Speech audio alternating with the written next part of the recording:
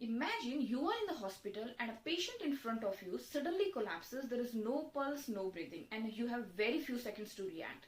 So on that day, I realized that the power of the emergency drugs. So in this video, we are going to understand it. So let's pull out our emergency trolley and see what is all inside it. Let's decode it.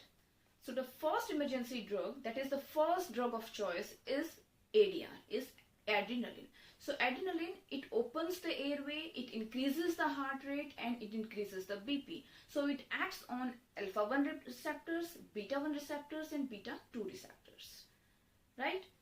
So the second on the list is atropine. What is atropine? Atropine is a vagus nerve blocker.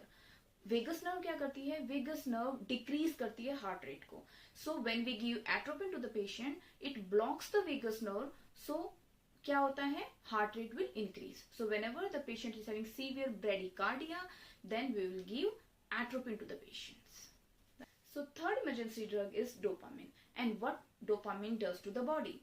Dopamine is dose dependent. मतलब लो amount में अगर उसको देते हैं तो it will act on the kidneys. अगर आप उसको मीडियम अमाउंट में देते हैं then it will act on heart.